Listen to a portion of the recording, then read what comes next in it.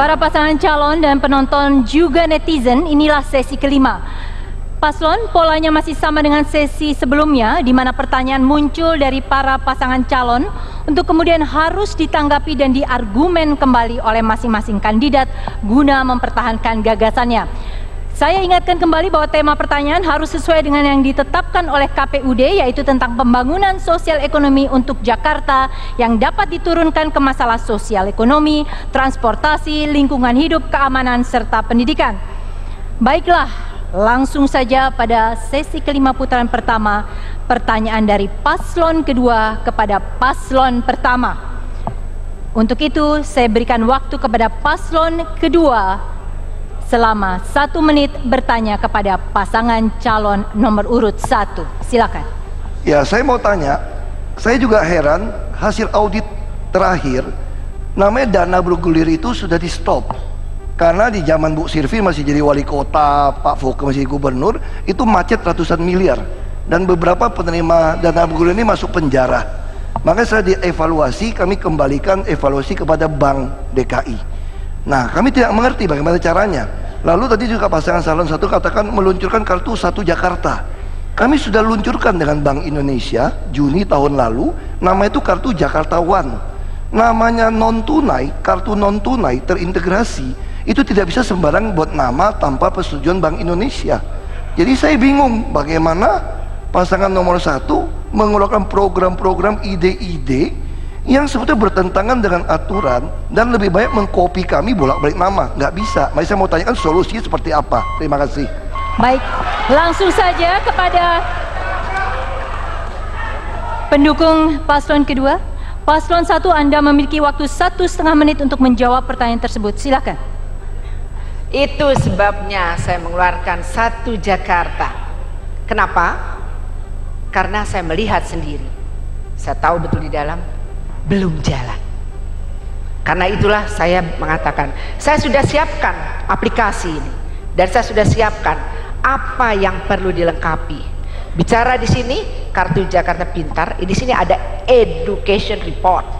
Bicara KJS ada medical report. Bicara transportasi, bicara bagaimana ini juga bisa menjadi ATM, dan yang paling penting lagi, kita nggak repot, data semua berada di sini.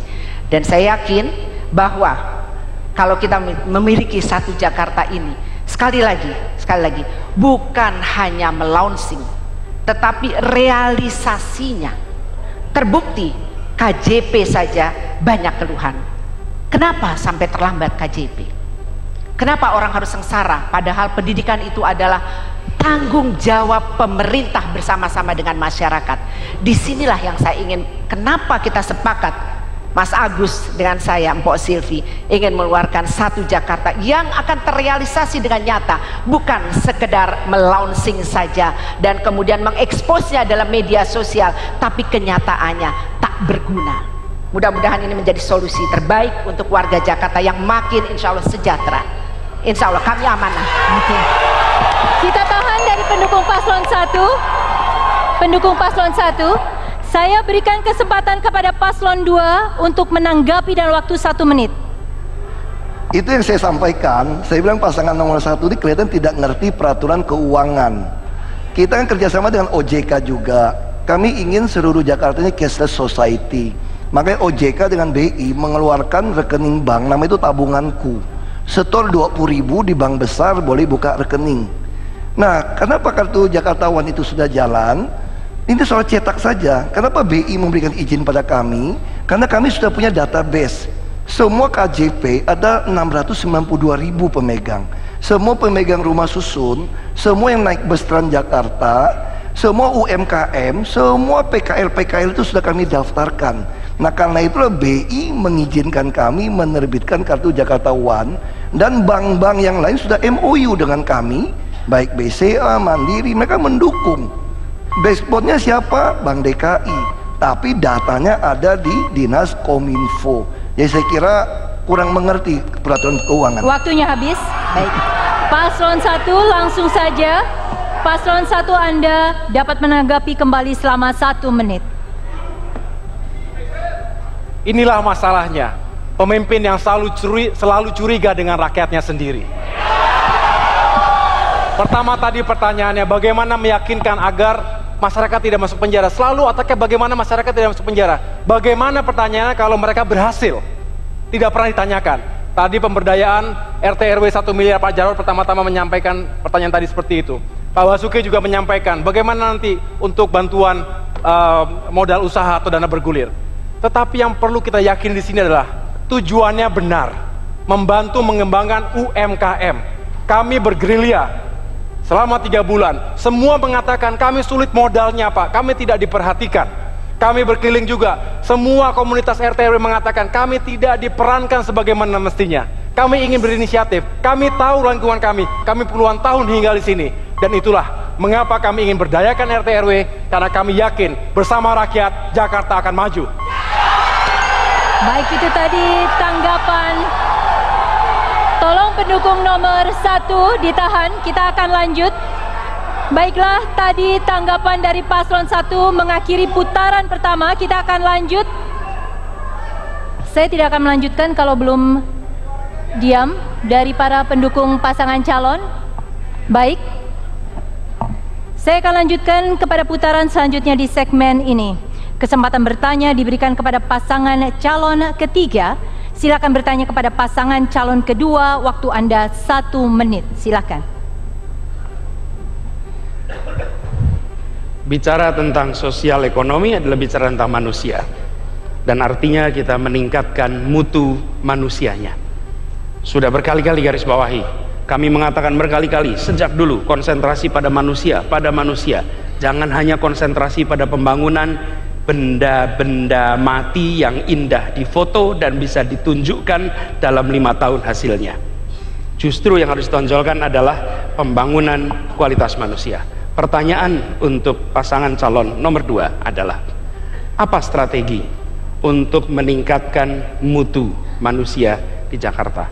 Apa strategi untuk meningkatkan mutu pendidikan di Jakarta? Silakan. Ya, baik, silakan paslon 2, Anda memiliki waktu 1,5 menit untuk menjawab pertanyaan tersebut.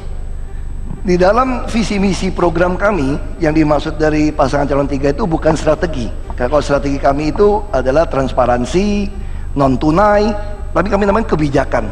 Kebijakan kami, apapun yang dipikirkan, dirancang, dianggarkan, harus membuat penuh otak, perut, dan dompet warga DKI. Nah, di sinilah perbedaannya. Pasangan ini mengatakan kami hanya membangun fisik, jembatan, segala macam. Bukan, karena kami ingin memperbaiki orang. Orang bagaimana mau sekolah, gimana mau beribadah kalau tempatnya banjir sampai 3 minggu. Karena itulah kami membangun fisik, seat pile, danau, membuat sungai yang rapi. Jadi ini bukan dilihat benda mati.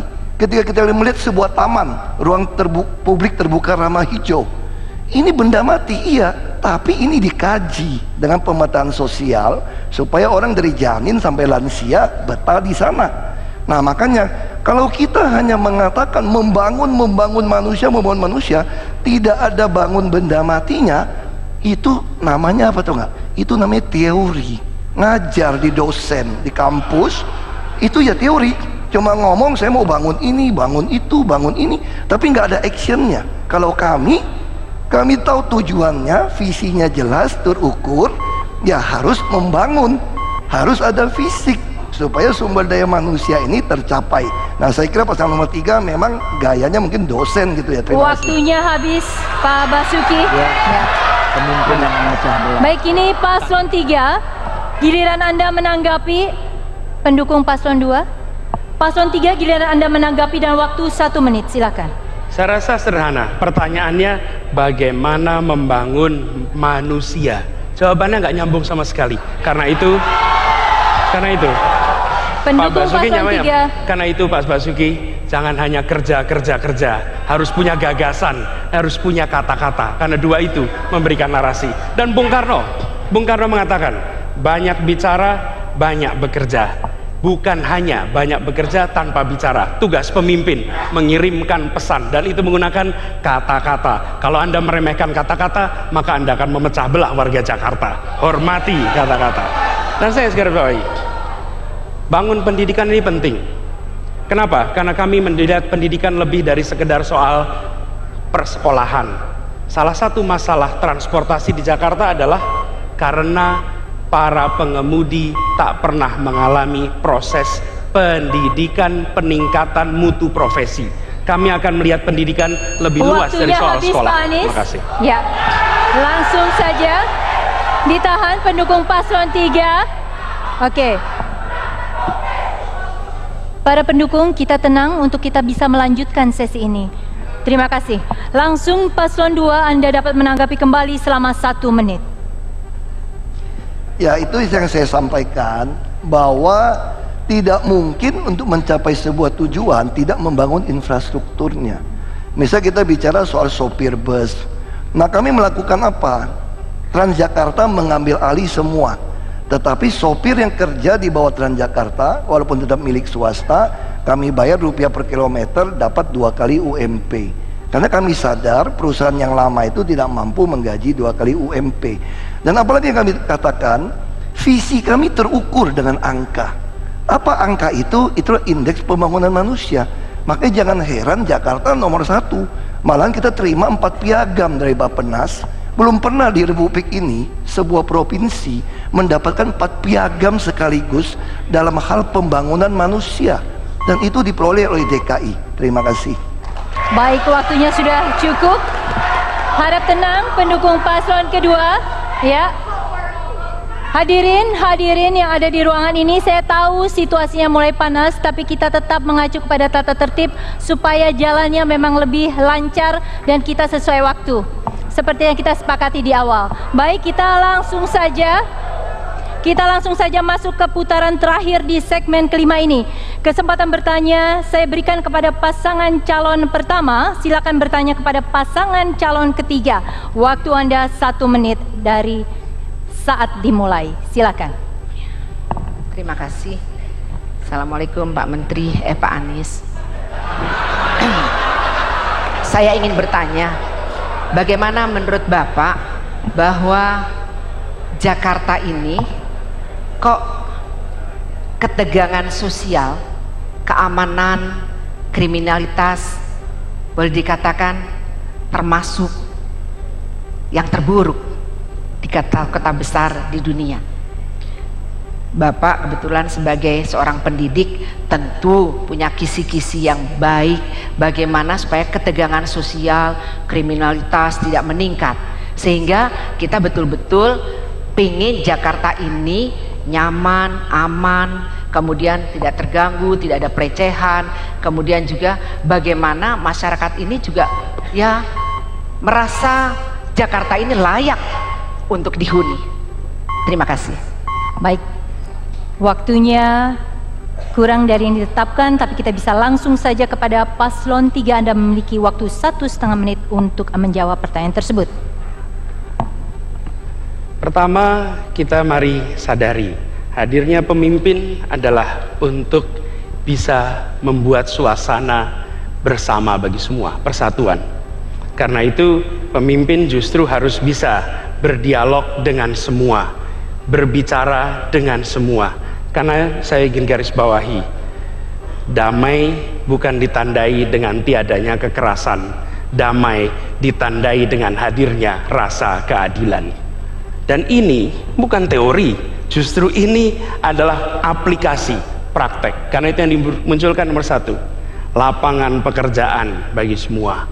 Lapangan pekerjaan membuat orang memiliki karya, memiliki harga diri. Yang kedua, memastikan interaksi antar warga terbangun dengan baik. Di seluruh wilayah Jakarta dibangun interaksi.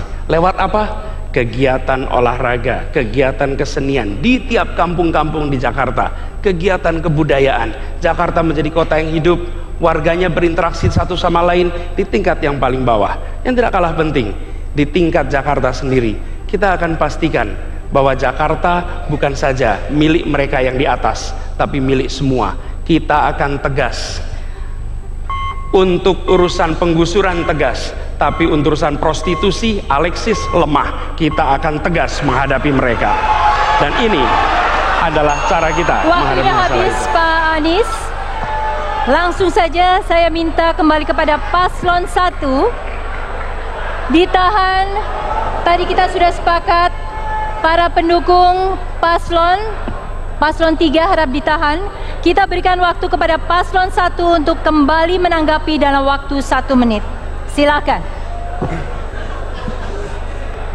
Terima kasih Pak Anies. Tadi sudah dijelaskan mengapa dan apa saja alasan yang memungkinkan terjadinya ketegangan sosial dan kriminalitas. Pertanyaan kami sebenarnya adalah bagaimana cara Bapak jika terpilih menjadi gubernur ya untuk meyakinkan bahwa keamanan di kota Jakarta ini terjaga dari kriminalitas, dari aksi-aksi yang radikal, ancaman secara fisik, security dalam arti besar dan lain sebagainya. Karena bagaimanapun Jakarta sebagai kota megapolitan yang kita tahu dengan segala kompleksitasnya, kita bisa membandingkan Jakarta dengan New York dan lain sebagainya. Apa langkah-langkah yang harus dilakukan sehingga Jakarta semakin aman, orang datang itu benar-benar nyaman karena ingin mencari pendidikan yang baik, ingin bekerja yang baik, dan terhindar dari segala bentuk ancaman yang menghantui mereka sehari-hari. Disinilah kita ingin mendengarkan bagaimana secara teknis ataupun operasi yang Pak Agus, dilakukan. waktunya habis. Paslon 3 silakan menanggapi dalam waktu 1 menit. Pelanggaran hukum akan berulang jika dibiarkan. Pelanggaran hukum harus dihadapi dengan tindakan hukuman yang tegas. Saya dan Bang Sandi bukan bagian dari masalah. Kami tidak punya kaitan dengan persoalan masa lalu di kota ini. Justru kebaruan yang kami tawarkan adalah kebaruan yang sanggup berhadapan dengan siapa saja tanpa kompromi, dengan keyakinan transparansi kebenaran di pihak kami. Karena itu yakinlah, 10 tahun kita pernah mengalami Indonesia dipimpin di mana suasananya justru orang yang melanggar didiamkan. Kami bukan bagian dari itu. Kami justru bagian dari yang ingin memastikan di Jakarta Anda melanggar, Anda dihukum.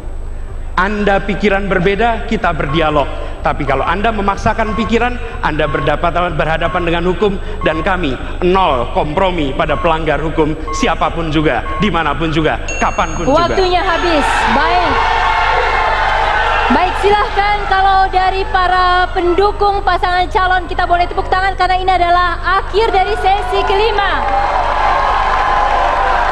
Dan tanggapan tadi dari pasangan calon ketiga mengakhiri sesi kelima. Acara debat ini menuju titik akhir, tapi kami masih punya 1 sesi lagi. Tetaplah bersama